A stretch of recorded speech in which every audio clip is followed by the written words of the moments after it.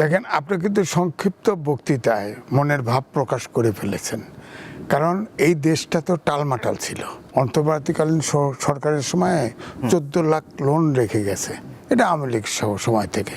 হ্যাঁ, তো এই 14 লাখ লোনের প্রায় 1.5 লাখ কোটি টাকা কিন্তু আপনার লোন শোধ করতে হয় মাসে।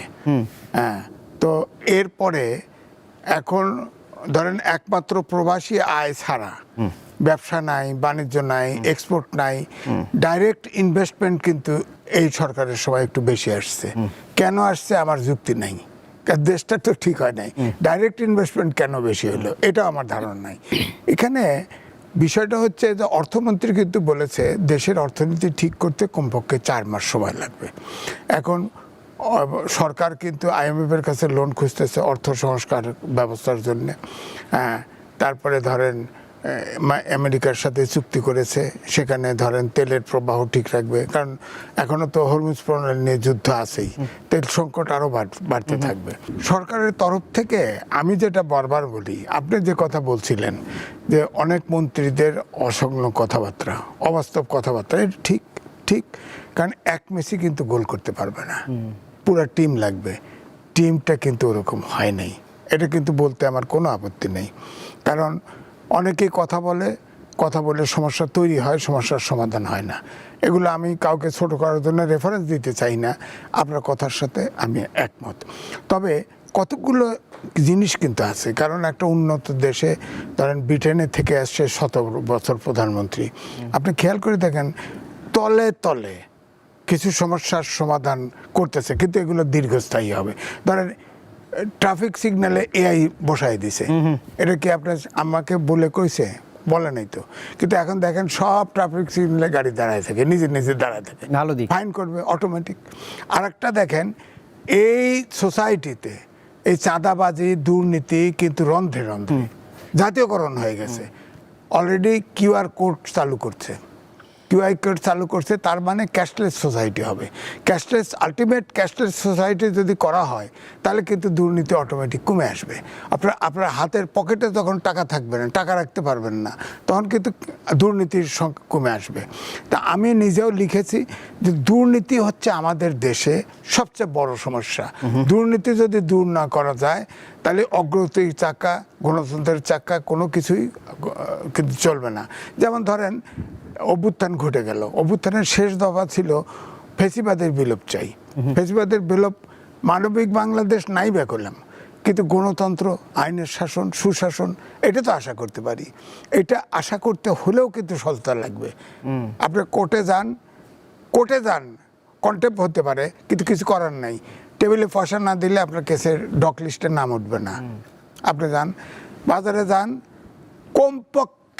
কমপক্ষে 20% বাজারের দাম আছে। ধরেন নিত্য পণ্য যখন বাজেট দেয়, নিত্য পণ্যের 60টা নিত্য পণ্যে কোনো ট্যাক্স বসায় নেই। 5 মাসের জবাবদিহিতায় অনেক ঘাটতি দেখছেন তাহলে? অনেক ঘাটতি না দেখলেও কিছু তো যেটা আশা করা হয়। এখন দেশের যে পর্যদস্ত অবস্থা, যে অবস্থায় এই সরকার নির্বাচিত হয়ে আসছে, এই অবস্থায় এছাড়া খুব একটা কিছু করার ছিল বলেও মনে হয় না। শুধু দুর্নীতিটা চেকটা দেওয়া, এটা একটা প্রধান। ধরেন দুর্নীতি বলেন, সন্ত্রাস বলেন, মাদক বলেন, এই 3টে জিনিস আমার কাছে প্রধান। আমার মনে হয় সময় যে পার দিলে, তো 3-4 বছর গেলে আমার মনে হয় এটা কিছুটা নিয়ন্ত্রণে আসবে। কারণ এই 2টে পদক্ষেপে আমাকে আশান্বিত করেছে। এই 2টা AI বসানো, QR কোড বসানো, এটাতে কিন্তু আশান্বিত হয়েছি। আমার মনে হয় সরকার 4 বছর সময় পাইলে এটা একটা স্থিতি অবস্থায় আসতে পারে। নিশ্চয়ই আপনার কাছে আবারও আসবো, যুক্তি খণ্ডনের সুযোগ তো আরও রয়েছে। মনিরা শারমিন, আপনার কাছে একটু জানতে চাই, আমি একটু উদ্ধৃত করতে চাই, আমাদের যারা অভিভাবক রয়েছেন তারা বলছেন যে শিক্ষা যদি একটি দেশের ভবিষ্যৎ নির্ধারণ করে থাকে, তো সেই শিক্ষা ক্রমেই মরে যাচ্ছে। আমি একটি জাতীয় দৈনিক থেকে এটি একজন অভিভাবকের মন্তব্য দেওয়ার চেষ্টা করলাম। আপনি রাজপথের আন্দোলন থেকে উঠে এসে এখন একটি রাজনৈতিক দলকে নেতৃত্ব দিচ্ছেন। SSC পরীক্ষার প্রশ্নপত্রের মান এবং এই যে সামগ্রিকভাবে দুর্যোগ ব্যবস্থাপনা, শিক্ষামন্ত্রীর বক্তব্য, রাজপথে শিক্ষার্থীদের আন্দোলন, পদত্যাগ দাবি, সব মিলিয়ে বিষয়টা আসলে সরকারের এন্ডে কিভাবে দেখছেন? আর এখানে শিক্ষার্থীদের অধিকার ভুলুণ্ঠিত হচ্ছে কিনা? বিষয়টা হচ্ছে, আমি খানিকটা ব্যর্থতার কথাই বলবো, আসলে খুব আশান্বিত কোনো কথা সরকারের ব্যাপারে বলতে পারছি না। সেটা হচ্ছে যে এই যে দুর্যোগটা হলো, অতিবৃষ্টির কারণে আমাদের পরীক্ষার্থী যারা আসলে এই ভোগান্তির মধ্যে পড়লো, তাদের বিপক্ষে আমি কথা বলবো না এই কারণেই যে এটা তো পুরোপুরি আসলে সরকারের জায়গা থেকে এটা ম্যানেজ করার ব্যাপার ছিল, এবং এটা আমার কাছে মনে হয় যে সরকারের জায়গা থেকে এটা একটা ওয়েক আপ কল, যে কোনো বিষয়ই ছোট করে আসলে দেখা যাবে না। কারণ এই সময় যখন আমরা আজকে যে পরিস্থিতিতে দাঁড়িয়ে আছি, যে ঢাকা শহরের অনেকগুলো রাস্তা বন্ধ, শিক্ষার্থীরা এই আন্দোলন করছে রাস্তায় এসে, এবং একটা গণ অভ্যুত্থান পরবর্তী পরিস্থিতি, এটাও আমাদের মাথায় রাখতে হবে যে শিক্ষার্থীরা রাস্তায় নামতে শিখেছে, এবং তাদের ক্ষেত্রে যখন একটা দায়িত্বশীল পজিশনে থেকে তাদের বিষয়ে যখন কথা বলা হবে, তাদের আসলে সম্বোধন করা এবং কোন শব্দ প্রয়োগ করে আসলে তাদের সাথে আসলে ডিল করা হবে, এটা একটা ব্যাপার। এবং আমার এখানে যদি আমি স্পেসিফিক হচ্ছে এই ঘটনাটার কথাই বলি, তাহলে আমার কাছে মনে হয় যে এটা আমাদের মাননীয় শিক্ষামন্ত্রী এহসানুল হক মিলন, তিনি একজন সফল শিক্ষামন্ত্রী ছিলেন, এটা আমরা বহুদিন ধরে শুনে এসেছি, এবং 1 থেকে 6 সাল পর্যন্ত তিনি আসলে দুর্দান্ত পারফরমেন্স করেছেন। কিন্তু অসুবিধার জায়গা হচ্ছে কি, আমার মনে হয় যে উনি আসলে এটা যে আসলে এর মাঝখানে তো আসলে অনেকগুলো সময় চলে গেছে, এবং এখন 2026 সাল, তো এই জায়গাটাতে ওনার একটু গ্যাপ হয়ে যাচ্ছে। আমার মনে হয় যে সাধারণ স্টুডেন্ট যারা, তাদের পালস বুঝতে পারছেন না, এবং এটা আমি একেবারেই একটা জেনারেশন গ্যাপ হিসেবেই দেখব। কারণ দেখেন, 1 থেকে 6 সালের দিকে উনি নকল নিয়ে যে উনার যেই কাজকর্ম, নকল বন্ধে, তো এটা যে পরিমাণ জনপ্রিয়তা পেয়েছে, এখন যখন উনি আসলে নতুন করে শিক্ষামন্ত্রী হওয়ার পরে এসেই বললেন যে নকল করা যাবে না, পড়তে হবে, তো তখন সাধারণ শিক্ষার্থী যারা, তাদের মাথার মধ্যে হঠাৎ করে এটা চলে আসলো যে একজন শিক্ষামন্ত্রী তিনি দায়িত্ব নিয়ে বলছেন যে নকল করা যাবে না, তার মানে আমি কি নকল করি? মানে যে নকল করে না সেও তো আসলে ভাবছে যে তাহলে আমাকে বোধহয় বলছে যে আমি নকল করতে পারবো না, বা আমি তো নকল আসলে করি না, আমি তো পড়াশোনা করি। এবং এই জায়গায় আরেকটা ব্যাপার হচ্ছে যে এই নকলের যে সময়টা যেহেতু এখন নাই, এখন আসলে অনেক ডিজিটাল ডিভাইস চলে এসছে, এবং প্রশ্নপত্র ফাঁসের একটা ব্যাপার এসছে। সুতরাং এই যে মাঝখানে এতগুলো সময় চলে গেছে, এখন যে নতুন সময়ের সাথে এক ধরনের নতুন উদ্যোগ নিতে হবে, এবং শিক্ষার্থীদের আসলে ওই কড়া হেডমাস্টারের মতো করে আসলে ডিল করলে হবে না, এই জায়গাটা আমাদের মনে হয় যে এখানে একটু বুঝতে অসুবিধা হচ্ছে এই সরকারের শিক্ষামন্ত্রীর।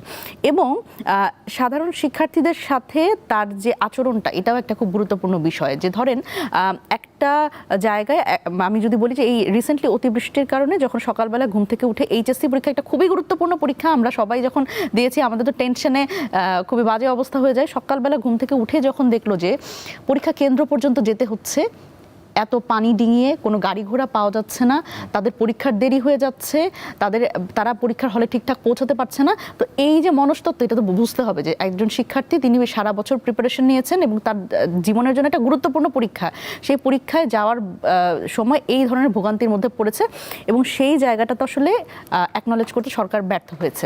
এবং এই জায়গাতে যখন আসলে তারা বলছে যে এটার আসলে প্রতিকার দরকার, বা এটা 1 দিন 2 দিন পরীক্ষা কিন্তু স্থগিত করলে আসলে খুব বেশি কঠিন অবস্থা হতো না, হয়তো এখনকার যে পরিস্থিতি, যে জটিল পরিস্থিতিতে তৈরি আমরা পড়েছি, এটা হয়তো এড়ানো যেত। কিন্তু সেটা না করে যেটা করা হলো, বারবার করে বিভিন্নভাবে শিক্ষার্থীদের ফার্মের মুরগি এবং নানান ধরনের কথা তো এসছে, তো এটা করে যেটা হলো যে এখন একটা সরকার বনাম শিক্ষার্থী একটা অবস্থানে চলে আসলো। এবং এখানে আরেকটা জিনিস আমাদের সবসময় খেয়াল রাখতে হবে যে এই ধরনের ঘটনাতে যে কোনো অস্থিতিশীল পরিবেশ যখন সৃষ্টি হয়, তখন কিন্তু আমাদের কিন্তু এই যে পরীক্ষা লীগ নামে আরেকটা নতুন ফ্রন্ট তো তৈরি হয়েছে। যে কোনো হাম থেকে শুরু করে যে কোনো পরিস্থিতি আপনি দেখবেন আওয়ামী লীগ কিন্তু এই সুবিধাটা নেওয়ার জন্য বসেই আছে, এবং তারা নানানভাবে করে এই জল ঘোলা করার জন্য বসে আছে। সুতরাং এই পরীক্ষার্থী লীগ আবার একটা তৈরি হয়েছে, যারা আবার এই পুরো মোটিভটা অন্যদিকে নিয়ে যাওয়ার চেষ্টা করছে। সুতরাং সরকারের এটা আসলে একটা ওয়ার্নিং বলতে পারি আমি, যে তাদের আসলে আর সতর্ক হতে হবে, এবং ভবিষ্যতে এই ধরনের পরিস্থিতি সামাল দেওয়ার ক্ষেত্রে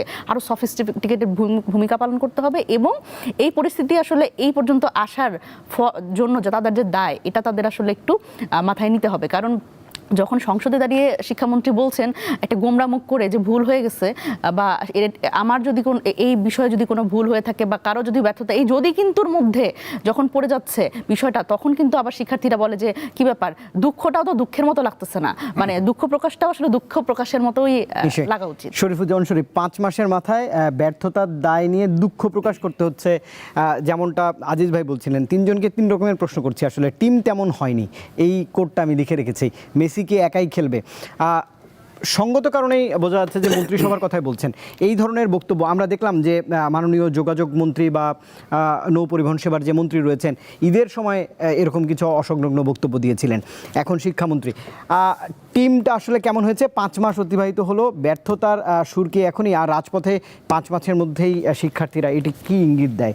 রুটি পুড়ে যাওয়া দেখেছেন তো? রুটি ভাজার সময় একবারে কিন্তু পুরোটা পড়ে না, একটা জায়গা থেকে একটু একটু করে দাগ লেগে যায়, তারপরে পুরো রুটিটা পড়ে যায়। আমাদের যে সরকারটা আছে, এটা একটা গণঅভ্যুত্থানের ভেতর থেকে গঠিত সরকার। আমাদের এখানে যত ট্র্যাডিশনাল যে নির্বাচনগুলো হয়, সেই নির্বাচনের থেকে এবারের নির্বাচনটা একটা ভিন্নতা ছিল এই কারণে যে মানুষের 1.5 দশকের তার অনেক ক্ষোভ, অনেক অভিমান, অনেক প্রত্যাশা, অনেক স্বপ্ন এগুলো যুক্ত হয়েছিল। সেগুলো নির্বাচনের মধ্য দিয়ে যে সরকার আসবে তাকে এগুলো পূরণ করতে হবে। এটি হচ্ছে একটা চ্যালেঞ্জের দিক। আবার এর সাথে আরেকটা ব্যাপার আছে যে বিএনপি রাষ্ট্র পরিচালনায় তার পূর্বের কতগুলো অভিজ্ঞতাও আছে। তার মানে হলো গণঅভ্যুত্থানের ভেতর থেকে ক্ষমতায় ভোটের মধ্য দিয়ে বসলেও এটি কিন্তু প্রথম না। 90-এর গণঅভ্যুত্থানের পরেও বিএনপি ক্ষমতায় বসেছিল। তবে পার্থক্যটা জায়গাটা হলো যে বিএনপি নিয়েও কিন্তু কতগুলো প্রশ্ন আছে। নুরুল কবিরের কথা আমি মনে করিয়ে দেই। তিনি বলেছিলেন যে মানুষ নাকে রুমাল দিয়ে বিএনপিকে ভোট দিয়েছে, কারণ বিএনপির আগের শাসনগুলো আমরা হয়তো নানা কারণে, এখন ভয়ের কারণে হোক, অন্য কারণে হোক বলি না, বিএনপির আগের যে শাসনগুলো সমালোচনা করার অনেক জায়গা আছে, আমরা নানা কারণে হয়তো সেগুলো বলি না। তবে আমাদের প্রত্যাশাটা হচ্ছে যে আমরা এর ভেতর থেকে আমরা আমাদের সমাজটাকে, আমাদের রাষ্ট্রটাকে এই একটা গর্তের মধ্যে কি অনন্তকাল ফেলে রাখবো, নাকি এটি এগিয়ে নিয়ে যাব। এগিয়ে যদি নিয়ে যেতে হয় তাহলে 2টো জিনিস দরকার। একটা হচ্ছে একটা ভালো টিম দরকার। ওই মেসির কথা বলেন, রোনালদোর কথা বলেন, যার কথাই বলেন না কেন, তার সাথে একটা টিম থাকতে হবে এবং আপনার একটা ফিলোসফি থাকতে হবে। আপনি যদি ফিলোসফিটা সেট করতে না পারেন তাহলে এই টিমটা এগিয়ে নিয়ে যেতে পারবেন না। আমার অবজারভেশনটা হচ্ছে যে এখন পর্যন্ত বিএনপি তার ক্যাপ্টেন ঠিক করেছে, তার ক্যাপ্টেন্সি নিয়ে কোনো প্রশ্ন নেই, কিন্তু তার যে টিম মেম্বাররা তারা তার সাথে যুক্ত হতে পারছে না, অথবা ক্যাপ্টেন আসলে কি বলছেন, বলটা কোন দিক থেকে কোন দিকে পাস হওয়া দরকার, এই মেসেজটা তার সাথের যারা আছে তারা ওন করছেন না। যেমন তিনি সেলফি তুলছেন, কিন্তু তার এক কর্মী নরসিংদীতে চাঁদা না পেয়ে আরেকজনের কান কামড়ে ছিঁড়ে ফেলছেন, অথচ এর বিরুদ্ধে তার ক্যাপ্টেন বিভিন্ন সময় বার্তা। বরিশালের ঘটনা, সেটি মানুষের স্মৃতির বাইরে যাওয়ার আগেই নরসিংদীতে ঘটনা, বিভিন্ন জায়গায়। তার অর্থ হচ্ছে যে প্রধান যিনি আছেন, ক্যাপ্টেন যিনি আছেন, তিনি যে বার্তাটা দিচ্ছেন সেই বার্তাটা তার দলের নেতারা, দলের কর্মীরা শুনছে না। এটা ওই যে আগে বললাম যে বিএনপির অনেক সমালোচনা করার জায়গা ছিল, আজকে আমরা এই জায়গাটায় হয়তো প্রধানমন্ত্রীর প্রতি বিভিন্ন কারণে আমরা এটি তার ব্যর্থতা বলছি না, কিন্তু একসময় না একসময় এটি আমরা বলবো যে তিনি তার টিমকে তার মতন করে পরিচালনা করতে পারছেন না, সুতরাং একটা ব্যর্থতা তার উপরে যে বর্তায়। আমি এটিকে অনন্তকাল কার্পেটের নিচে লুকিয়ে রাখবো না। এক, বিএনপির কতগুলো চ্যালেঞ্জের জায়গা আছে, এবং আপনি জানেন যে বিএনপি যখনই ক্ষমতায় বসে তার পেছনে একটা আন্তর্জাতিক পরিসরে একটা যুদ্ধ লেগে যায়, এবং যুদ্ধের কতগুলো অনিবার্য প্রভাব আমাদের রাজনীতি, অর্থনীতি, যোগাযোগ ইত্যাদিতে পড়ে। আবার এই প্রভাবের কারণে আমার বাজার ব্যবস্থাপনা, আমার অর্থনীতি এই জায়গাটাও পড়ে। অর্থনীতির ক্ষেত্রে বিএনপিকে কতগুলো চ্যালেঞ্জ মোকাবেলা করতে হচ্ছে, এই চ্যালেঞ্জগুলো তার উত্তরাধিকার সূত্রে পাওয়া। আবার দেশের মধ্যে তার যে স্বচ্ছ রাজনীতি, তার যে প্রতিশ্রুতি, এবং সে একটা প্রতিশ্রুতি কিন্তু দিয়েছে ক্ষমতায় আসার আগে, 2 বছর আগে যখন জুলাই আসেনি, তখনই সে বলেছে আমি রাজনীতিতে কতগুলো জায়গায় গুণগত পরিবর্তন আনবো, যার নাম হচ্ছে 31 দফা। আমি এখন স্বচ্ছ কাজ দিয়ে তাকে দেখব যে তিনি তার যে সেই প্রতিশ্রুতি এবং জুলাইয়ের গণঅভ্যুত্থানের ভেতর থেকে রাষ্ট্র, অর্থনীতি, রাজনীতির যে গুণগত পরিবর্তনের যে স্বপ্ন এবং প্রত্যাশা, সেই প্রত্যাশা কতটুকু পূরণ করছে অথবা করার ক্ষেত্রে আন্তরিক।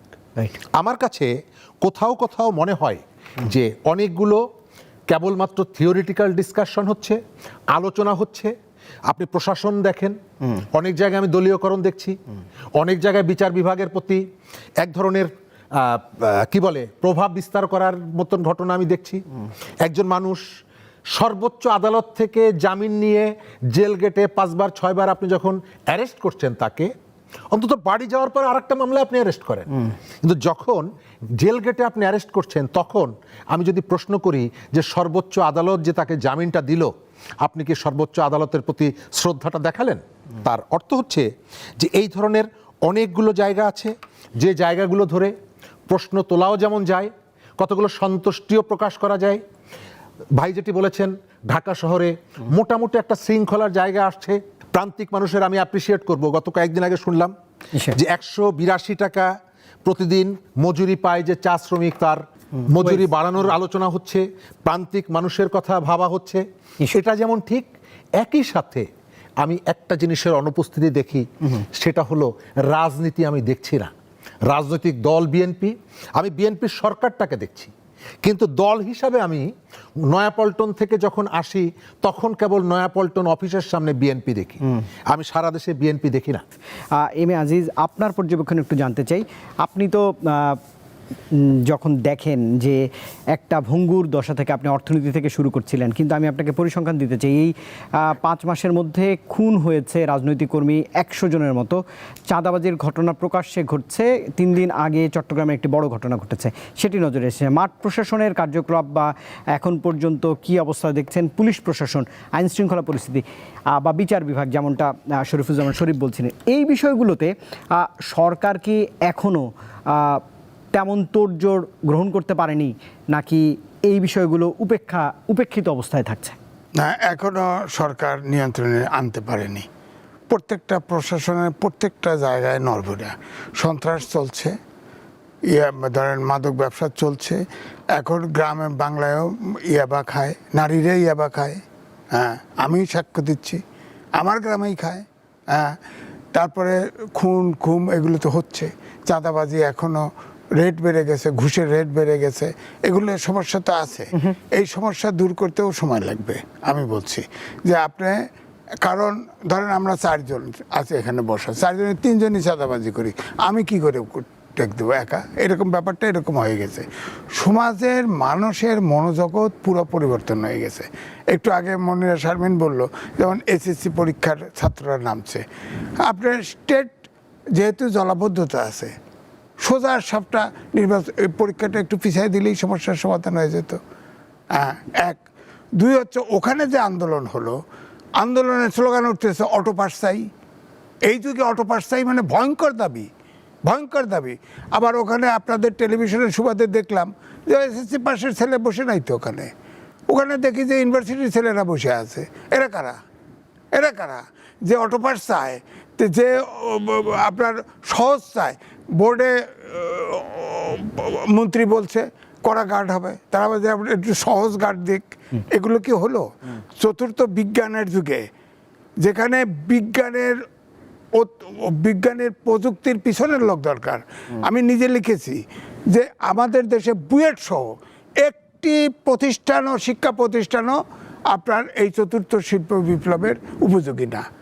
তা আপনি দেখেন অন্তর্বর্তীকালীন সরকার আসার সাথে সাথে সচিবালয়ে ঢুকে পড়ছে না ছাত্ররা। তো সেই মনোজগৎ যে পরিবর্তন তরুণদের হয়ে গেছে, সেই তরুণরা সেই কাজ করতেছে। সুতরাং এটা আমার কথা হচ্ছে, অবশ্যই ধরেন বিজ্ঞানের প্রশ্ন ভুল হয়েছে, পদার্থবিজ্ঞান ভুল হয় কেমনে? সেই শিক্ষকের বিরুদ্ধে কেন ব্যবস্থা নিলেন না? আমার কথা হলো এটা সরকারের দায়িত্ব।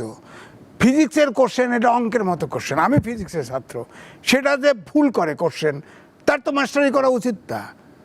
সেই শুড বি কেকড আউট। তখন এখনো সেই শিক্ষক সম্পর্কে কিছু বলে না, কারণ শিক্ষক সম্পর্কে বললে আবার শিক্ষকরা রাস্তায় নামবে। অর্থাৎ সমাজটা টালমাটাল হয়ে গেছে। আপনি এই জন্য ম্যানেজ করার সময় লাগবে, ম্যানেজ করতে লাগবে। এখন ধরেন অভ্যুত্থানের শক্তি পার্লামেন্টে আছে, পার্লামেন্ট সব ইস্যুতে, অন্তত জাতীয় ইস্যুতে একমত হয়ে কাজ করা উচিত। হ্যাঁ, সুপ্রিম কোর্টের রায়ও আছে তো। তো সুতরাং আপনি বলি, যেটা বারবার বলি, আমি লিখেছিও যে আমাদের দেশে 12 প্রকার শিক্ষা ব্যবস্থা আছে, সবাইকে মাস্টার ডিগ্রি দেওয়া হয়। বলেন কওমি মাদ্রাসা, সেখানে বোর্ডের কোনো সরকারের কোনো প্রতিনিধি নাই, সেখানেও মাস্টার ডিগ্রি দেওয়া হয়। প্রত্যেকটা মাস্টার ডিগ্রির ছেলে মেয়ে মনে করে আমি যেটা চিন্তা করছি ওইটাই সঠিক, যার ফলে কোনো জাতীয় ইস্যুতে আমরা একমত হতে পারিনি। অর্থাৎ 54 বছর দেশ স্বাধীন হয়েছে, 55 বছরে পড়ছি, আজ পর্যন্ত আমরা জাতি গঠন করতে পারিনি।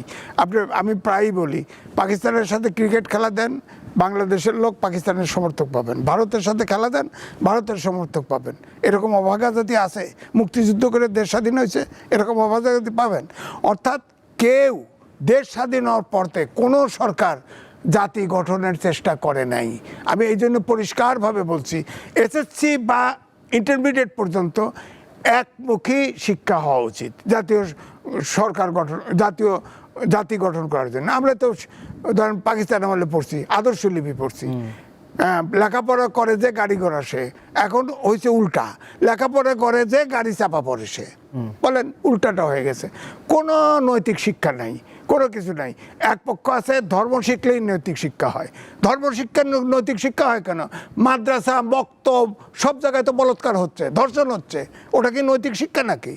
এখন বলা যদি হয় ধর্ষণের চেয়ে পরকীয়া ভালো। হ্যাঁ, আমার এক জামাতি লোক, তারে জীবনে দেখিনি, আওয়ামী লীগ থাকার সময় দেখিনি, আর কয় যে বলৎকার হচ্ছে শাস্তি দেওয়া, এটা বড় অপরাধ না, 12 ওয়াক্ত নামাজ পড়লেই গুনাহ মাফ হয়ে যায়। বলেন তো দেখি, এটা যদি সমাজে বলেন, তরুণদের সামনে বলেন, সমাজ গঠন হয়? আমার কথা হচ্ছে, আমি বারবার রেফারেন্স দিই, এই যে অ্যাসিড থ্রোয়িং হতো, বেগম খালেদা জিয়া তখন প্রধানমন্ত্রী ছিল, আইন ছিল না, আইন করছে ক্যাপিটাল পানিশমেন্ট, আইন করছে, এখন নাই, অ্যাসিড থ্রোয়িং নাই। আপনার দুর্নীতি, ইয়াবা ব্যবসায়ী, সন্ত্রাস করলে ক্যাপিটাল, সারা বিশ্বে আছে তো অনেক দেশে, 10-12টা আছে, আইন করেন না কেন? পার্লামেন্ট তো আছে, সবাই তো অভ্যুত্থানের শক্তি, আইন করেন। অপরাধ করলে তার ফাঁসি হবে, আইন করেন, কঠোর আইন করেন, এবং তা প্রয়োগ করেন। দেশটাকে তো কিছু শক্তি, যেমন তরুণদের মনোজগৎ পরিবর্তন হয়েছে, সব জায়গায় খালি ওই আন্দোলন হচ্ছে, এটা দেখেন না, দেখবেন যে বল প্রয়োগ, সব দাবি আদায়ের ক্ষেত্রে বল প্রয়োগের একটা কিন্তু কাজ করে, চিন্তা কাজ করে। এই বল প্রয়োগ কিন্তু রোধ করতে হবে। আমার বাসায় 12 বছরের নাতি হেও বল প্রয়োগ করতে চায়, এটা তো মানে জাতির চেহারা পাল্টে গেছে।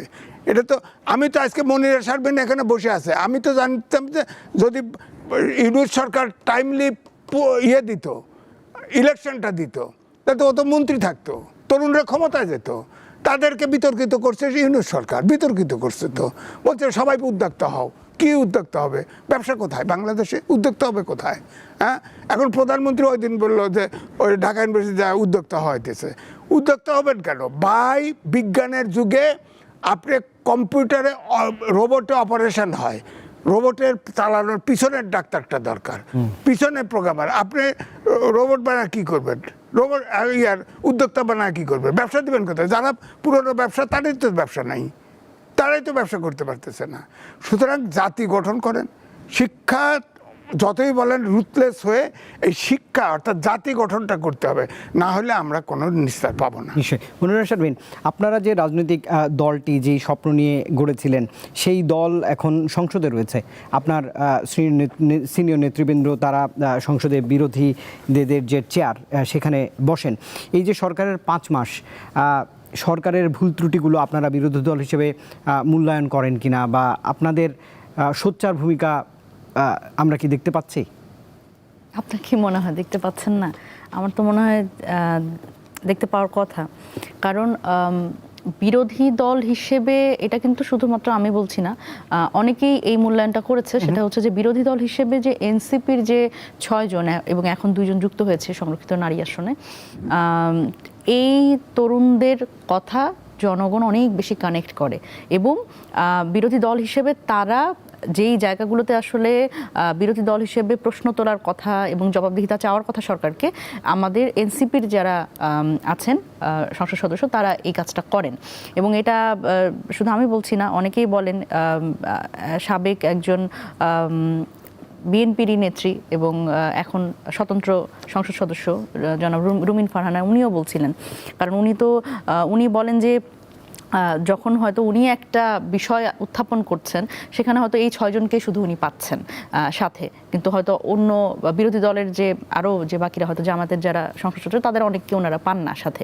সুতরাং আমার মনে হয় যে অন্তত এনসিপির পক্ষ থেকে আমরা চেষ্টা করছি একেবারে এইভাবে না, যেহেতু এখন আজকে 5 মাসের দাঁড়িয়ে আমরা কথা বলছি, আমরা এখন পর্যন্ত যেভাবে করে জিনিসগুলো দেখছি সেটা হচ্ছে যে সরকারকে সহযোগিতামূলক এক ধরনের আচরণই আমরা দিতে চাই।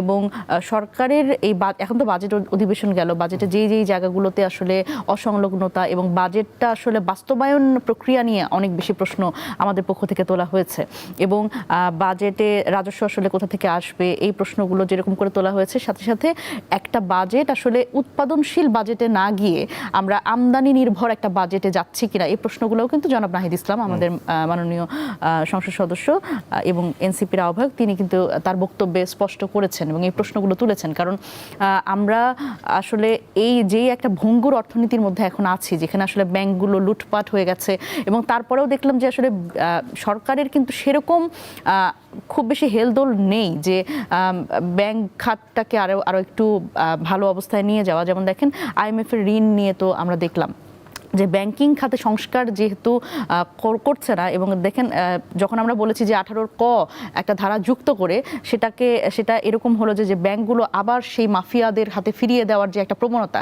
সেই জায়গা থেকে কিন্তু একটা চাপে পড়ে, বিরোধী দলের চাপে পড়েই কিন্তু এটা তাদের সেখান থেকে সরে আসতে হলো এবং 18 ক বাতিল করতে হলো। সুতরাং সেই জায়গা থেকে আমি মনে করি যে বিরোধিতা হচ্ছে এবং যৌক্তিক বিরোধিতা হচ্ছে, শুধুমাত্র সংসদে না।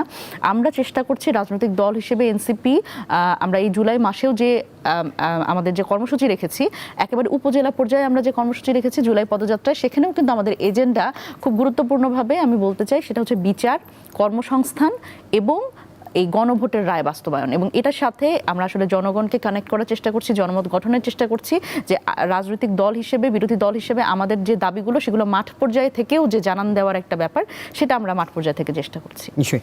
এই জুলাইয়ে দাঁড়িয়ে শরীফুজ্জামান শরীফ, সরকারের যেহেতু 5 মাস হলো, আপনি সংসদকে কেমন দেখছেন? এটি একটি আমার প্রশ্ন। আরেকটি প্রশ্ন হচ্ছে যে যেহেতু বিরোধীরা বলছিলেন যে গণঅভ্যুত্থানের শক্তি, তারাই আসলে এখনো ভোকাল, সময়টা খুব বেশি নয় 5 মাস, কিন্তু আগামী 1 বছরের মধ্যে সরকারের বড় চ্যালেঞ্জ আপনি কি দেখেন এই বাস্তবতায়? ধন্যবাদ। প্রথমে পার্লামেন্টের কথা বলি। এই সংসদটা অন্য যে কোনো সংসদের থেকে ভিন্ন, যেহেতু একটা গণ অভ্যুত্থানের প্রেক্ষাপটে গড়ে উঠেছে। মানুষ মনোযোগ দিয়ে সংসদের কথা শুনে এবং মানুষ দেখতে চায় যে একটা ইফেক্টিভ পার্লামেন্টারি ডেমোক্রেসি এর মধ্যে প্র্যাকটিস হবে। কিন্তু যেহেতু সংসদ সদস্যের একটা বড় অংশ তরুণ, নতুন এসেছেন, সুতরাং তারা অনেক কিছুই বুঝতে পারছেন না। একই সাথে প্রধানমন্ত্রীও এবার প্রথমবারের মতো, বিরোধী দলের নেতাও প্রথমবারের মতন। তার মানে এই না যে প্রথম হলেই আপনি সংসদের আচরণগুলো শিখবেন না, কোথায় ওয়াশিং মেশিন চাইতে হবে আর কোথায় পুশিন নিয়ে কথা বলতে হবে, এর মধ্যে আপনাকে বিষয়গুলো বুঝতে হবে। দ্বিতীয় জায়গাটা হচ্ছে পার্লামেন্টের কতগুলো তর্ক বিতর্ক আমার কাছে আর্টিফিশিয়াল মনে হয়। আমার কাছে যেটা মনে হয়, ফিলোসফিক্যালি এদের মধ্যে একটা সংযোগ আছে। জামাত এবং বিএনপি তারা তো দীর্ঘদিনের একসাথের মিত্র। আমি এনসিপিকে যুক্ত করছি না এই কারণে যে এনসিপি নির্বাচনের আগে বলেছিল যে এটা আমাদের একটা নির্বাচনী ঐক্য। আমার ধারণা এনসিপি একসময় এখান থেকে তার ইন্ডিপেন্ডেন্ট একটা রোল নিয়ে পার্লামেন্টে অথবা পার্লামেন্টের বাইরে ভূমিকা রাখবে। জামাত এবং দেখতে পারেন না, না জামাত এখন এনসিপিকে দেখতে পারে না। কোন ক্ষেত্রে এনসিপি কিন্তু সেই জায়গাতে রয়েছে। ওইটা বলছি, এটি যদি হয় তাহলে অন্যদের কথা জানি না, আমি খুব খুশি হব, কারণ আমি মনে করি যে এটা হচ্ছে তাদের জন্য সঠিক পলিটিক্যাল লাইন। কতটুকু পারবে আমরা জানি না, কিন্তু জামাত এবং বিএনপির তাদের একটা দীর্ঘদিনের সখ্যতা আছে। এবং আপনি খেয়াল করে দেখছেন যে বাংলাদেশের ইতিহাসে এটি প্রথম একটা ঘটনা যে সরকারি সংসদ নেতা বিরোধী দলের নেতার নির্বাচনী এলাকা দেখাশোনা করার জন্য একজন প্রতিমন্ত্রীকে দায়িত্ব দিয়ে দিচ্ছেন। একই সাথে কোন জায়গায় আমি ব্যত্যয় দেখছি, সম্ভাবনার জায়গাটা দেখছি, ব্যত্যয়ের জায়গাটাতে, যে কোথায় নির্বাচনের আগে আপনার মনে আছে সারা দেশে এক ধরনের একটা ওয়েব তৈরি হয়েছিল যে জামাত ক্ষমতায় চলে যাচ্ছে, মানুষের মধ্যে এক ধরনের কারো কারোর মধ্যে অস্বস্তি, কারোর মধ্যে উদ্দীপনা। যারা অস্বস্তি বোধ করেছে তার মধ্যে নির্বাচনের পরে দেখা গেল বিএনপিকে যারা ভোট দিয়েছে একটু উদার মনের মানুষ, বিএনপির নেতাকর্মীর বাইরে নারী যে একটু নির্ভয়ে পথ চলতে চান, রাজনৈতিক কর্মী যে একটু স্বাধীনতা, মুক্তিযুদ্ধ, ভাষা আন্দোলন, ইতিহাস, ঐতিহ্য এইগুলোর প্রতি যার একটা দুর্বলতা আছে, শ্রদ্ধাবোধ আছে, ধর্মীয় সংখ্যালঘু, ক্ষুদ্র জাতিসত্তা, শহরের গরিব মানুষ। কিন্তু আমি এখন এসে যখন সেই বিএনপিকে দেখি যে সে পাকিস্তানের সাথে এক ধরনের সমঝোতা করার জন্য তার সেখান থেকে রেঞ্জার নিয়ে এসে আমার এখানে পুলিশকে সক্ষমতা বাড়ানোর জন্য প্রশিক্ষিত করার ঘোষণা অথবা তাদের মধ্যে সমঝোতা হচ্ছে, এটি যখন দেখি তখন আমার মনে হয় যে বিএনপির প্রতি মানুষের ওই যে অংশটি ভোটার, তাদের বিশ্বাসের সাথে বিএনপি সামঞ্জস্যপূর্ণ আচরণ করছে না। আমি যখন দেখি রাজশাহী বিশ্ববিদ্যালয়ের জিএস তিনি বলছেন যে আওয়ামী লীগের অনুসারী যারা আমি তালিকা করছি, আমি একজনকে ধরে পুলিশের হাতে দিয়ে দিব, তারা যদি অপরাধী হয় অবশ্যই দেশের আইন অনুযায়ী তার বিচার হবে।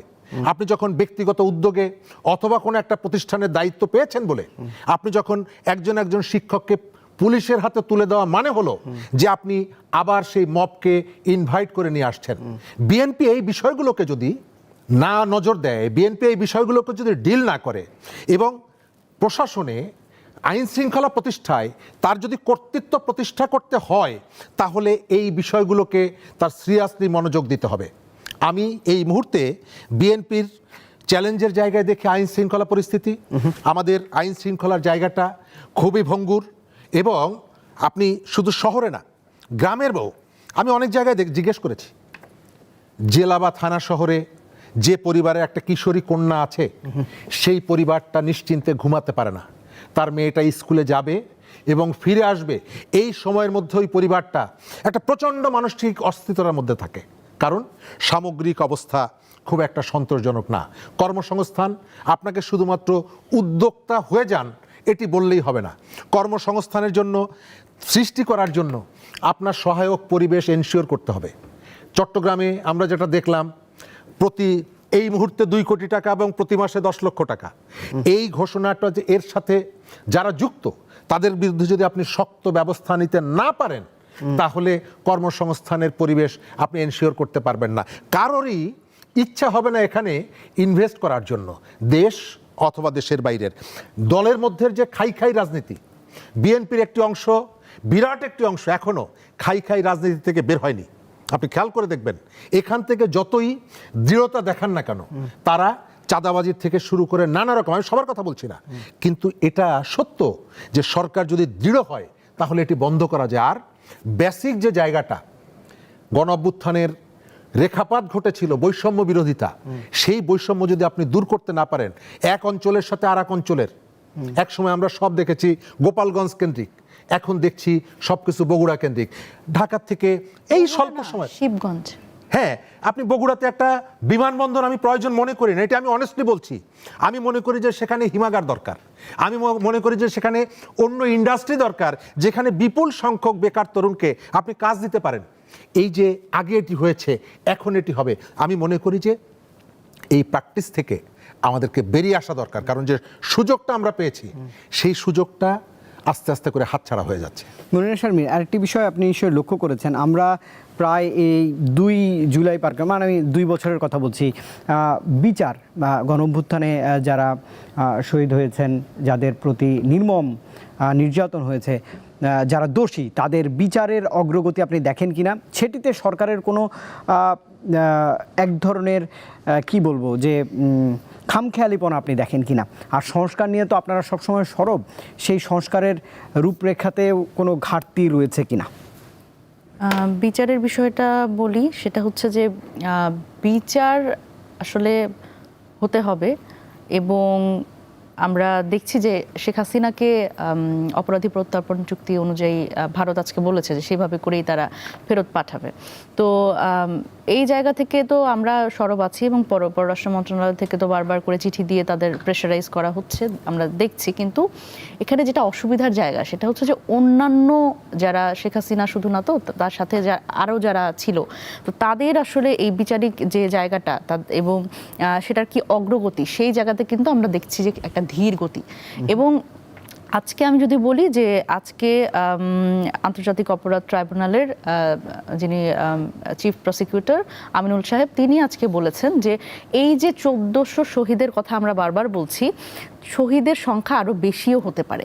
এবং তিনি বলছেন, তার স্টেটমেন্ট হচ্ছে এটা, যে ঢাকার পার্শ্ববর্তী কোনো একটা হাসপাতাল থেকে এই তথ্য পাওয়া গেছে যে লাশ অনেকগুলো নদীতে ভাসিয়ে দেওয়া, মৃত লাশ অনেকগুলো নদীতে ভাসিয়ে দেওয়া হয়েছে। তো এই ব্যাপার নিয়ে তারা ইনভেস্টিগেশন করছে।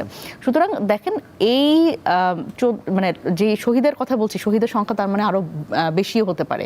সুতরাং এই যে ইনভেস্টিগেশনগুলো চলছে, এই জায়গাতে আমরা আসলে যারা জড়িত তাদের আসলে কি শাস্তি হবে, এবং এই জায়গাতে আসলে স্বরাষ্ট্র মন্ত্রণালয় থেকে শুরু করে আইন মন্ত্রণালয় থেকে শুরু করে সবাই বলছেন যে দোষীদের বিচার হবে, কিন্তু এই বিচারটা আসলে কোন প্রক্রিয়ায় হবে এবং এটার আসলে কত দূর, এটার মানে কত দূর এগোলো কাজটা, সেটা নিয়ে কিন্তু আমরা কথা বলতে দেখছি না। এবং আরেকটা বিষয় সেটা হচ্ছে যে যখন বিচারের কথা আসে, তখন আমাদের একজন তরুণ নেতা, তার বিচারের কথাটাও আমরা বলি। আজকে 18 বারের মতো হাদি হত্যার যে রিপোর্টটা, সেটা কিন্তু পিছিয়েছে। সুতরাং এই জায়গায় যখন আমরা বসে আছি, এটা কিন্তু বিএনপি সরকারের একটা সোল জায়গা, যেখানে কিন্তু সে নিরপেক্ষভাবে এই জায়গাগুলোতে তার মানে সে তদন্ত সাপেক্ষে সেই বিচারের প্রক্রিয়াটাতে সে কিন্তু আসলে পুশ আপ করতে পারে। কিন্তু এই জায়গায় কিন্তু আমরা সেই তৎপরতা দেখছি না। এটার ফলে যেটা হচ্ছে, আরও অসুবিধার জায়গা হচ্ছে, আওয়ামী লীগের যারা পতিত ফ্যাসিবাদী ব্যবস্থার যারা আসলে নেতা, তারাও কিন্তু এখন আবার প্রত্যাবর্তন করছে তাদের নিজেদের এলাকায়। এবং আমি যদি বলি আমার নিজের এলাকাতেই, নওগাঁর একটা উপজেলা, সেই উপজেলায় আওয়ামী লীগের একজন নেতা, যার বিরুদ্ধে জুলাই গণঅভ্যুত্থানে ছাত্র হত্যার মামলা আছে, সেই মামলার উনি জামিন পেয়ে উনি আবার চেয়ারম্যান পদে উনি আবার বসেছেন এলাকার চেয়ারম্যান হিসেবে। এখন স্বাভাবিকভাবেই ওইখানকার যারা আসলে জুলাইয়ে যারা অংশগ্রহণ করেছে এবং শহীদ পরিবার, তারা তো তাদের হুমকি ধামকি দিচ্ছে। তো এই যে একটা জায়গা, এবং এইটা শুধুমাত্র আমি একটা এলাকার কথা বললাম, ব্যাপারটা কিন্তু অনেক জায়গাতেই এই ঘটনাগুলো ঘটছে। এই আওয়ামী লীগ আবার পুনর্বাসিত হচ্ছে। সুতরাং বিচারটা যত পেছাবে, আলটিমেটলি কিন্তু এই পরিস্থিতি আরও বেশি ঘনীভূত হবে, এবং সেটা কিন্তু আমাদের এই গণতান্ত্রিক ব্যবস্থা, আমি জানি না বিএনপি সরকার বুঝতে পারছে কিনা, যে বিএনপি সরকারের এই ধীরতা বা এই অতি গণতান্ত্রিকতা, এটা যদি চলতে থাকে, তাহলে কিন্তু আলটিমেটলি তার নিজের পায়ে নিজে কুড়াল মারা হবে। কারণ আওয়ামী লীগ ফিরলে কখনো আসলে অথবা তাদের যেই মানে কি বলবো, তাদের যেই পুরো সিস্টেমটার ইনেবলার যারা, তাদের যদি আবার কোনোভাবে এই নেগোসিয়েশনের রাজনীতিতে বা সমঝোতার রাজনীতিতে, মানে বিএনপি যখন ক্ষমতার বাইরে ছিল তখন আওয়ামী লীগের লোকজন হেল্প করেছে, এখন আবার যখন আওয়ামী লীগের লোকজন হচ্ছে ক্ষমতার বাইরে, তখন বিএনপির সাথে একটা সমঝোতা করে টাকা পয়সা দিয়ে এই লিয়াজোর রাজনীতি, এটা যদি বন্ধ না হয়, তাহলে আমার মনে হয় যে বিএনপি সরকার খুব দ্রুত অজনপ্রিয় হবে। এবং এখানে আরেকটা কথা বলে রাখা দরকার, যে বিএনপির অনেক বড় বড় নেতা আছে যারা গত 15 বছর এই নেগোসিয়েশনের রাজনীতি করেছে, কিন্তু দেখেন মার খেয়েছে কারা? মার খেয়েছে হচ্ছে তৃণমূলের যারা ছাত্রদলের নেতা এবং বিএনপির যারা নেতা। তো এই নেতাকর্মী যারা আছে, যারা গত 15 বছর বাসায় থাকতে পারে নাই, পাট খেতে যেয়ে থাকতে হয়েছে, তারা ঘরে থাকতে পারে নাই, নিজের সন্তানের মুখটা দেখতে পারে নাই, এরা কিন্তু আসলে একটা রিভোল্ট করবে, এবং সেটা তারা কিন্তু অলরেডি এই কথাগুলো বলছে। এবং আরও গুরুত্বপূর্ণভাবে এই যে সমঝোতার রাজনীতি যদি আসলে চলতে থাকে, ছাত্রদলের যারা আমাদের সহযোদ্ধা, আমরা তো এই জুলাই আন্দোলনটা একসাথে করেছি, এবং গত 15 বছরে যারা আসলে বিভিন্ন ক্যাম্পাসে যে ছাত্রদলের ভাইয়েরা আমরা একসাথে মার খেয়েছি, ছাত্রলীগের হামলা মামলার শিকার হয়েছি, তারা কিন্তু আসলে এই জায়গাতে একটা মানে তারাও থ্রেটের মধ্যে আছে, এবং সেখানে কিন্তু বিএনপি তাদের নিজের ছাত্র সংগঠনের হেল্প পাবে না। আর এইখানে বিএনপির আরেকটা অসুবিধা, সেটা হচ্ছে বিএনপি সরকারেরই কিছু মন্ত্রী আছেন, এমপি আছেন, তারা জুলাই গণঅভ্যুত্থানটাকে যেভাবে করে আসলে পোট্রে করতে চাচ্ছে, আমি যদি বলি, নিন্দুকেরা ওনাকে নানান নামে ডাকে, পাগল টাগল বলে আসে নামের সাথে, ওনার নাম ফজলুর রহমান। তো উনি যেভাবে করে আসলে এই যে জুলাই গণ অভ্যুত্থানে আসলে শহীদের সংখ্যা কত, আদৌ কি মানে তারা আসলে তাদের স্নাইপার দিয়ে মারা হয়েছে কিনা, কিভাবে মারা হলো, এই যে প্রশ্নগুলো যে তিনি তুলছেন, এই জায়গাটাতে আমার মনে হয় যে বিএনপি সরকারের আরেকটু গুরুত্ব দেওয়া দরকার। এবং এই বিষয়টা যদি প্রশ্নবিদ্ধ করে তাহলে কিন্তু এই সরকারের যে লেজিটিমেসি, এই জুলাই গণ অভ্যুত্থান যদি সরকার আসলে অ্যাকনলেজ করতে না পারে তাহলে বিএনপি সরকারের লেজিটিমেসি থাকে না। নিশ্চয়ই মনির শারমিন, অসংখ্য ধন্যবাদ। অনুষ্ঠান শেষ করবো এম এ আজিজ আপনার প্রজেকশন নিয়ে।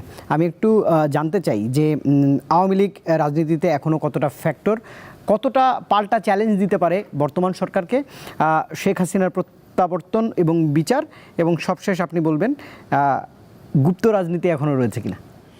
এটা তো অনেক লম্বা আলোচনা, সংক্ষেপে বলি। ধরেন আমি যেটা আগে বলেছিলাম, ইঙ্গিত করেছিলাম, মনিরা শারমিন হয়তো এখানে মন্ত্রী হিসেবে থাকার কথা ছিল, সে আসতোই না, এখানে সময় পেত না। যদি ইউনূস সরকার ঠিক সময় মতো নির্বাচন দিত, নেপালের মতো রেজাল্ট হতো। কিন্তু ইউনূস তরুণদেরকে বিতর্কিত করে ফেলেছে। এখন দুই হচ্ছে যে মনিরা শারমিন যে কথাগুলি বললো, কারণ 71 সালে একটা দেশ পেয়েছি, স্বাধীনতা হয়েছে, এ পর্যন্ত কি কোনো সঠিক তদন্ত হয়েছে? কোন সেক্টরে কতজন বীরাঙ্গনা হয়েছে, কতজন শহীদ হয়েছে, কতজন মুক্তিযোদ্ধা? কোনো কিচ্ছু হয় নাই, কোনো কিচ্ছু হয় নাই। এখনও সময় আছে, এখনও গ্রামে যান, কতজন প্রকৃত মুক্তিযোদ্ধা। জাতীয় পার্টির সময়ে, এরশাদের সময়ে একটা তদন্ত হয়েছিল 85,000, এটা ঘোষণা করে নাই, কারণ এরশাদ তো দেশ স্বাধীন হওয়ার পরে আসছে, তারা রাজাকার করবে এই জন্যে। তো আমার কথাটা নির্মমভাবে, ধরেন 90-এ, ধরেন 24-এ তো গণহত্যা হয়েছে, গণহত্যা 71-এও গণহত্যা হয়েছে। এই গণহত্যা করে এখনও রাজনীতি দল দিয়ে হবে না, রাজনীতিবিদ দিয়ে হবে না। আপনি ডিজিডিপাই, এনএসআই, এসবি লাগান, তিনটে যেটা মেলে সেটি ঠিক, এভাবে ধরে শুরু করেন না। ইতিহাস জিয়াউর রহমানের সময় হাসান হাফিজুর রহমান দিয়ে 3 খণ্ডের একটা মুক্তিযুদ্ধের দলিল ছাপা লেখা হয়েছিল, এটা কিন্তু অনেকটা অ্যাকসেপ্টেবল ছিল।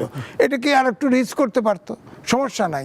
কিন্তু একটা জায়গায় তো স্বাধীনতার প্রজন্ম, আমাদের প্রজন্মদের সাথে তো সঠিক ইতিহাস থাকতে হবে। অভ্যুত্থানের একটা গণহত্যা হয়েছে, এটা তো অস্বীকার করার কিছু নাই, এটারও একটা ইতিহাস থাকতে হবে।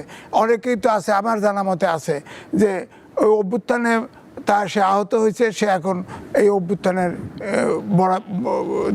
দিয়ে অজুহাত দিয়ে সে এখন চায়, মানে চিকিৎসা চায়, হেল্প চায়। সুতরাং প্রকৃত এখানেও তদন্ত করে বের করা যাবে, করে সব জায়গায় আমার মনে হয় যে কথাটা এখন বলা হয় যে অভ্যুত্থানের আপনার যারা এখন ইতিমধ্যে ক্ষতিগ্রস্ত হয়ে গেছে, যারা মৃত্যুবরণ করেছে তাদের ফ্যামিলিকে সাহায্য করেন, যারা ধরেন আহত হয়েছে তাদের চিকিৎসা করার কিছু নাই, এটা হিলিং হয়ে গেছে। এখন যতটুকু শারীরিক সক্ষমতা আছে সেই মতে তাদেরকে প্রোভাইড করেন, এটা হলো একটা ব্যাপার। দ্বিতীয় আসেন, যেটা বড় কথা বললেন, বিচার। দেখেন আজকে কিন্তু ভারত থেকে আমি ভয়েস শুনলাম, ভারতের দোভাল বলল যে প্রক্রিয়া, যেহেতু বাংলাদেশ সরকার অভ্যুত্থানের অন্তর্বর্তী সরকার 2 বার এবং এই সরকার 1 বার শেখ হাসিনাকে প্রত্যাবর্তন চুক্তি অনুযায়ী ফেরত চাইছে, ফেরত দেয় নাই, ওটাই প্রক্রিয়া দিন। ভারত বলতেছে ওই প্রক্রিয়া আসতে হবে। এখন যদি ধরেন উনি যেভাবে রয়টার্সকে বলছে, এখন উনি বলছে না বলানো হয়েছে, পৃথিবীতে বাংলাদেশে একমাত্র ভারতে গদি মিডিয়া আছে, মনে রাখেন। গদি মিডিয়া মানে নরেন্দ্র মোদীর মিডিয়া আছে। হ্যাঁ, এখন যে রয়টারে রিপোর্ট করছে সেও তো ভারতের ব্যক্তি, তাই না? সুতরাং আপনি বলেন তো, 4-5টা জায়গায় সে ইন্টারভিউ দিছে, অনলাইনেও দিছে, অফলাইনেও দিছে, ডাইরেক্টও দিছে। কোনো একটা জায়গায় তার চেহারা দেখছেন? দেখেন নাই। তার আত্মীয় স্বজন 1000-এর মতো তার নেতাকর্মী আছে, কারোর সাথে ছবি দেখছেন, কথা বলা দেখছেন? তার ছেলে আছে, মেয়ে আছে, বোন আছে, তার সাথেই তার বোন আছে, তার আত্মীয় স্বজন আছে, সবাইকে তো পার করে দিছে। তো আপনি কাজ দেখছেন। সুতরাং আমি কিন্তু এটাতে আমার মনে হয় গদি মিডিয়া নরেন্দ্র মোদীর এটা খেলা হইতে পারে, যেখানে উজ্জীবিত রাখার জন্য। 1, 2 হচ্ছে ধরেন তাদের কারো পাসপোর্ট নাই, ভারতে যারা পালিয়ে আছে তারা অতিথি হয়ে আছে। ভারতও তো ফেয়ার ভূমিকা পালন করতেছে না, তারা বাংলাভাষী মুসলমান হলেই পুষিন করতেছে। আওয়ামী লীগের যারা নেতা আছে ওরা মুসলমান না, অধিকাংশ বাংলাভাষী মুসলমান না, একটা পুষিন করছে? করে নাই তো। সুতরাং তারা আইনের ভিতর দিয়ে আসতে হবে। এখন হাসিনা যদি আসতে চায়, একটাতে তার ফাঁসির আদেশ আছে, সেটাতে আপিল করে নাই। আর ধরেন আরও মামলা আছে প্রায় 16টার মতো, এগুলোতে হয়তো রায় হবে, ট্রাইব্যুনালে আপিল করতে পারবে। কিন্তু তাকে তো গ্রেপ্তার করে সোজা জেলে নিয়ে ওই যেটা আপিল করে নেয় ওটাতে তো সে ফাঁসি হয়ে যাবে, তার কি করবে? আর এটাই কি সহজ? আপনি দেখেন আজকে যদি আসতে চায়, অভ্যুত্থানের সব শক্তি এক হয়ে যাবে, সব শক্তি এক হয়ে যাবে। ঠিক 5 তারিখে যে আগের দিন যা ঘটছে ঠিক একই রকম অবস্থা তৈরি হবে। অর্থাৎ তার আসার কোনো ফিজিবিলিটি এই দেশে এখন নাই। এইটা হলো পরিষ্কার কথা, তার পক্ষে সম্ভব না। আগে যেমন ছিল না, রিফাইন আওয়ামী লীগ করে চেষ্টা করে, আগেও তো জহুরা তাজউদ্দিন পার্টি অর্গানাইজ করছে না, ওইভাবে একটা কিছু করে যদি পার্টি অর্গানাইজ করে আসার চিন্তা করতে হতে পারতো। এম এ হাজি, অসংখ্য ধন্যবাদ। শরীফ ভাই, খুব কম সময়, আমি এই আলোচনার সূত্র ধরেই বলি, একটু রিফাইন। মজার ব্যাপার হচ্ছে যে আমরা যাদের ফাঁসি প্রত্যাশা করি, বিচার প্রত্যাশা করি, তাদের অনেককেই আমরা সীমানা পার করে দিয়েছি টাকার বিনিময়ে। এই অভিযোগটা আমাদের আছে। আমরা টাকার বিনিময়ে যাদেরকে পার করে দিয়েছি, এখন তাদের নিয়ে আলোচনা করছি যে তাদেরকে এনে বিচারের মুখোমুখি দাঁড় করানো। আমাকে যদি জিজ্ঞেস করেন শেখ হাসিনা ফিরবে কিনা, আমি মনে করি যে তারা যদি না ফেরে তাহলে তাদের পলিটিক্স চিরদিনের জন্য শেষ হয়ে যাবে। তারপরে ভোটের সময় জামাতের প্রার্থী বলেন, অন্য দলের প্রার্থী বলেন, তারা আর আওয়ামী লীগের ভোটারদের কাছে ভোট চাইতে যাবে না গভীর রাতে। ঠিক আছে? সুতরাং তাদের রাজনীতি যদি বাঁচিয়ে রাখতে হয়, অন্তত রাতের জন্য রাখতে হয়, তাহলে তাদেরকে ফিরতে হবে। সেকেন্ড হলো, যারা ভিকটিম পরিবার, শেখ হাসিনার সময় ভিকটিম হয়েছে, তাদের প্রত্যেকের প্রত্যাশা হচ্ছে তাদেরকে দেশে আসতে দেন, আইনের মুখোমুখি দাঁড় করান, তাদের বিচার করেন, তারা বিচারের মুখোমুখি হোক। আমার কাছে যদি জিজ্ঞেস করেন, আমার কোনো স্বজন মারা যায়নি, বাংলাদেশের কোনো আন্দোলনে নেতাদের আত্মীয় স্বজন কখনো মারা যায় না, সন্তান মারা যায় না। যে গরিব মানুষের যাদের স্বজন মারা গেছে তাদের কাছে জিজ্ঞেস করেন, সে কখনো শামীম ওসমানকে লাস ভেগাসের রাস্তায় দেখতে চায় না। আপনি ওই ভিকটিম পরিবারকে জিজ্ঞেস করেন, সে কখনো তার মেয়ের খুনিকে, তার ছেলের হত্যাকারীকে ওই মালয়েশিয়ায় ঘুরতে দেখতে চায় না। তারা চায় তাদেরকে দেশে এনে বিচারের মুখোমুখি দাঁড় করা হোক। তারা সারেন্ডার করবে, তাকে গ্রেপ্তার করবেন, যাই করেন না কেন, মূল বিষয়টা হলো তাকে বিচারের মুখোমুখি দাঁড় করা। কিন্তু আমার কাছে মনে হয় যে যাদের স্বজন যারা হারায়নি, তারা বিষয়টাকে রাজনৈতিকভাবে দেখছে এবং তারা চাইছে যে এরা যাতে সীমান্ত অতিক্রম করে এখানে না আসে, তারা যেন দূরে দূরে থাকে, আমরা যেন মোটামুটি ডাল ভাত দুটো খেয়ে মোটামুটি রাজনীতি করতে পারি। আমার পরিষ্কার কথা হলো যে আমি চাই যাদের বিরুদ্ধে কেবলমাত্র জুলাই না, ব্যাংক লুটের অভিযোগ আছে, শেয়ার মার্কেট লুটের অভিযোগ আছে, তাদের সবাইকে দেশে এনে অথবা আসার সুযোগ দিয়ে তাদেরকে আইনি পদ্ধতিতে এই ব্যাপারটার পরিসমাপ্তি হোক, এটি হচ্ছে আমার